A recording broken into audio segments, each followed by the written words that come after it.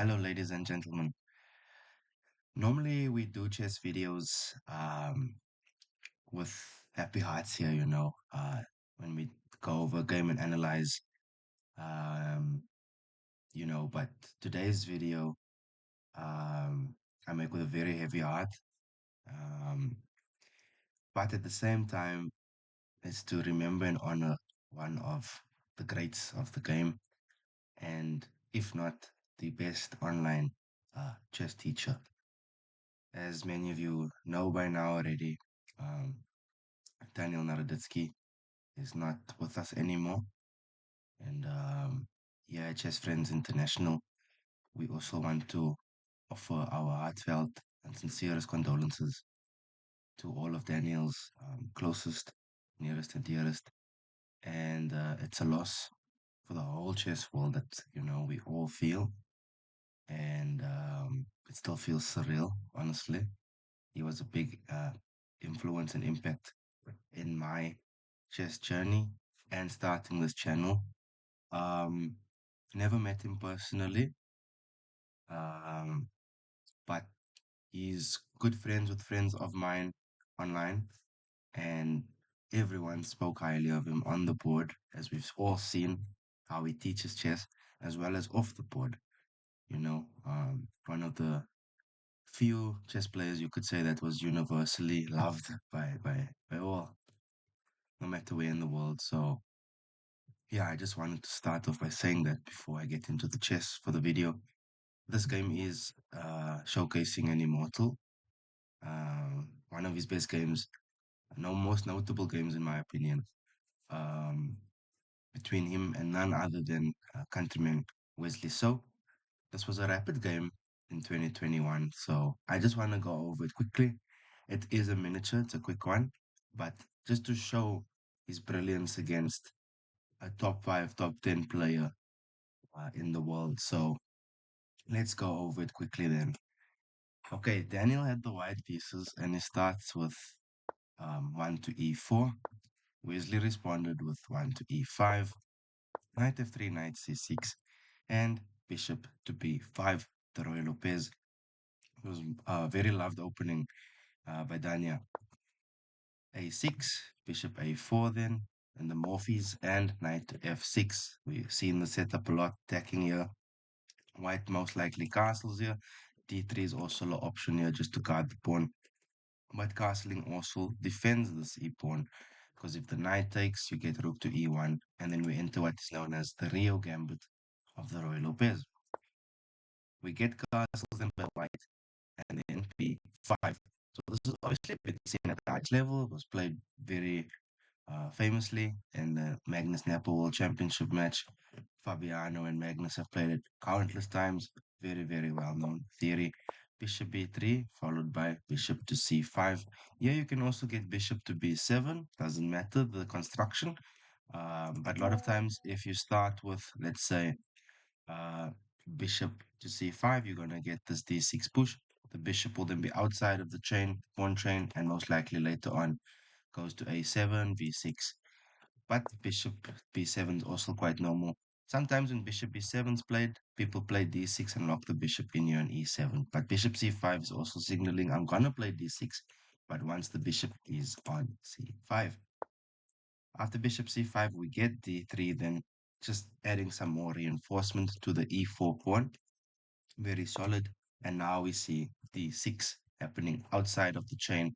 So when I say outside of the chain, I mean it's in front of these pawns, not behind. This would be behind the pawn chain. All right, we get a4. A4 is challenging on the side. It's a very common idea. Also in some lines known as the Martinez variation, where you challenge your a4, challenging the b5 pawn. And of course, you would love for your opponent to do this, because if they take here, suddenly you're enjoying a very nice pawn here, bishop to d7, not a problem. You're just developing nicely. You get knight a3, knight c4, c3, and d4 ideas.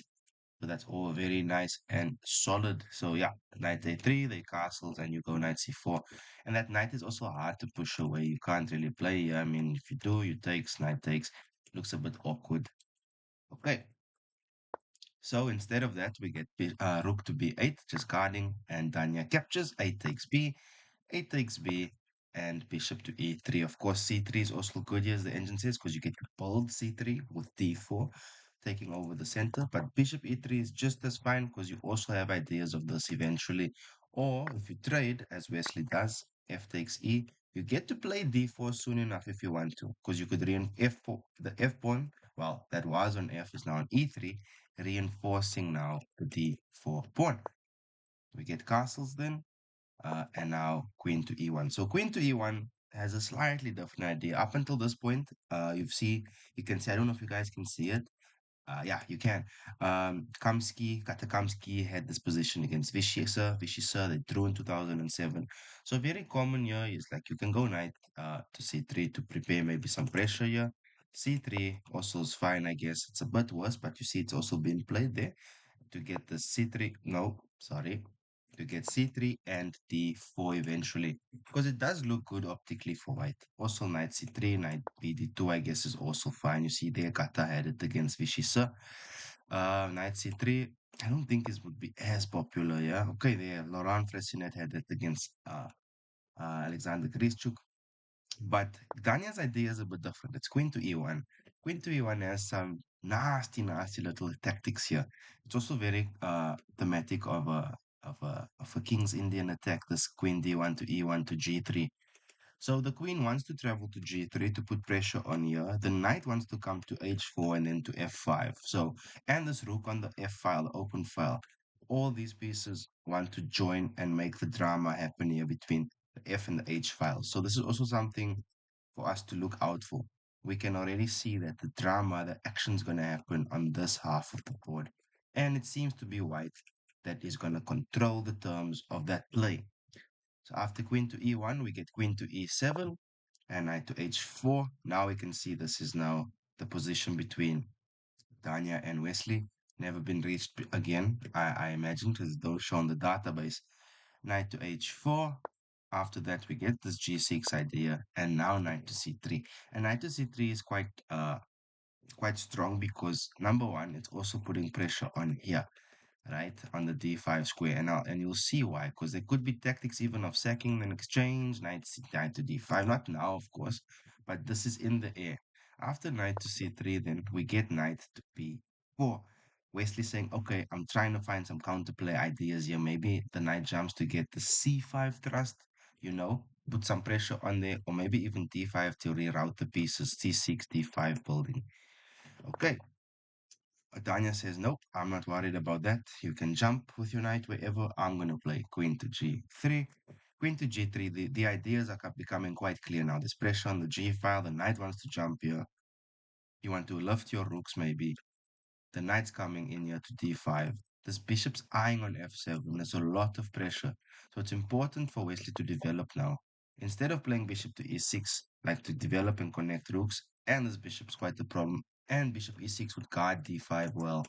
He doesn't, he plays king to g7. And now after king to g7, we get this knight to f5, forcing the hit there, the trade, because of course you can't take this way, you in check.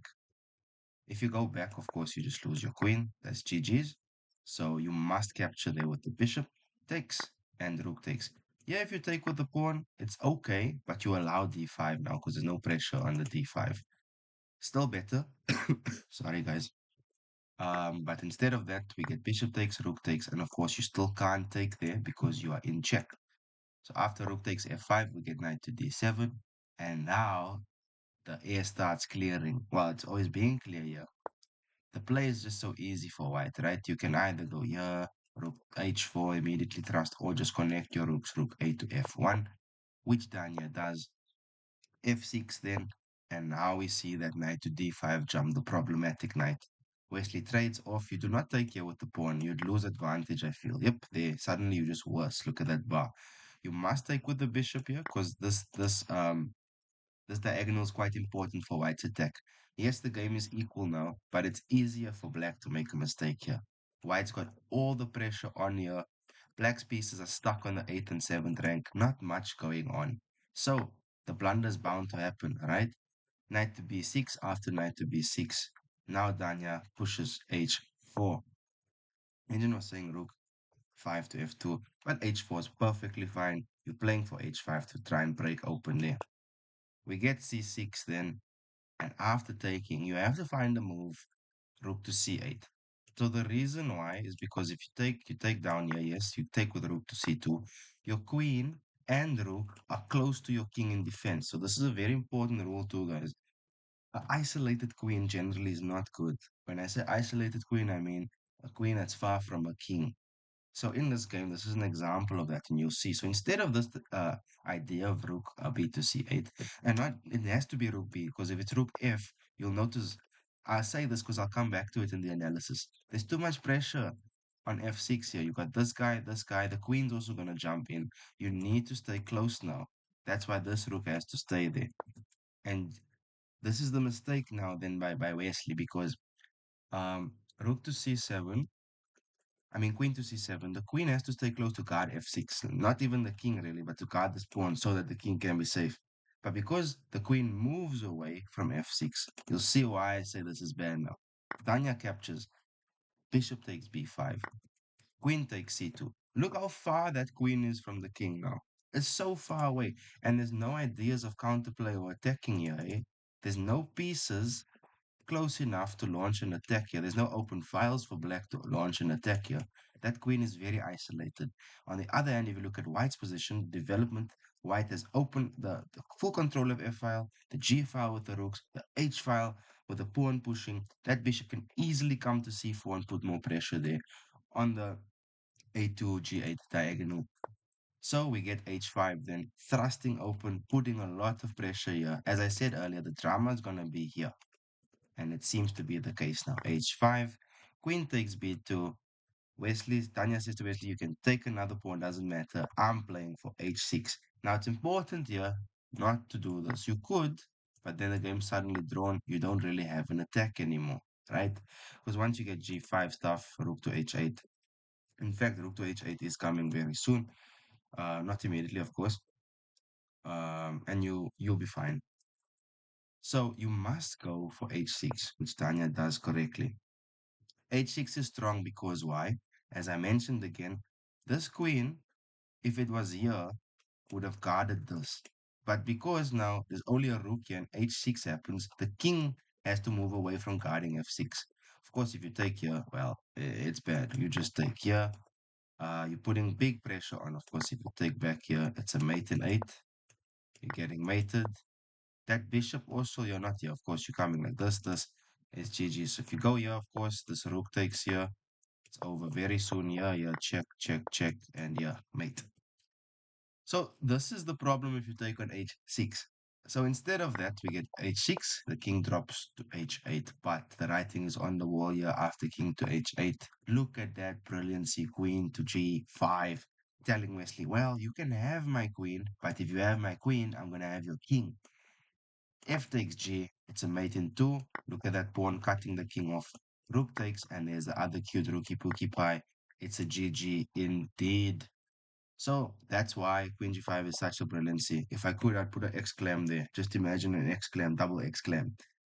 Queen to G5 then, and after Queen to G5, Wesley says, nah, it's fine. I'm just going to take a bishop. It's okay. But Danya now has a checkmate in 8, and of course he finds it. Rook takes F6. Rook to E8. Another sack. Rook takes G6. This is just brilliancies galore, bro. Because if he takes here now, not a problem. You don't do this, please, guys. Don't do that. You go where the check is. Find the check first. Check here, and it's a mate. So we see how crazy that is, the crucial detail. If you go here, suddenly there's no more checkmate. You go here, I don't think you can defend like that. No, you have to go rook b7. But of course, Wesley would find that here, here, here. Suddenly you don't have a mate. You have to go for threefold ideas. Here, here. You can't even take here because the queen's on b5. So instead of that, Danya finds the correct sequence.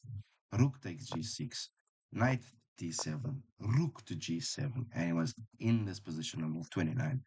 That Wesley So resigns, and the reason why is because if rook g8, then not a problem. You just go queen to e7, knight to f6. You're gonna sack again. I think you could even sack here. Yeah, you could, but it just prolongs the checkmate. But the simple way, of course, is this, and you take here, knight takes f6, rook g7, queen takes g7, checkmate. So, yeah, guys, there we have it. A brilliancy. Um, by the late great Daniel Naroditsky, taking down one of the world's very best players in the Aimchess Rapid 2021. I will cover a few more games if you guys would like me to. I can maybe do a saga too. Let me know in the comments if you would like me to. But yeah, also all proceeds made from this video will be donated. I want to donate it to the Charlotte Chess Center because that's where Danya played, the club. And yeah, guys, so all of the proceeds from this video will go to the Charlotte Chess Center. Also just in remembrance of of of Daniel Naroditsky. And yeah, guys, I hope you guys enjoyed this video. If you did, drop a like uh, and give a sub. It will mean a lot. And let me know what you thought of it. All right, guys, have a great day ahead. Take care. Bye. And take care of yourselves, guys. And actually, wait, let me not end the video yet. Take care of yourselves and check up on those nearest and dearest to you, your chess friends and you know your loved ones in general. This has been a big knock for the chess world, and I think above all else, it's a reminder of um, how important mental health is. In chess, we always say, um, you have to be mentally strong if you want to play a nice game and concentration and all that. But also psychologically and mentally, you know, it's so important to have that support system, and just check on your loved ones, take care of yourself. If you're not well, reach out to people, you know. Um, don't sit in silence. Just know that you're not alone. You can also reach out to me. We can have a chat, guys. So yeah, much love, and I'll see you all in the next video. Take care. Have a good day. Bye.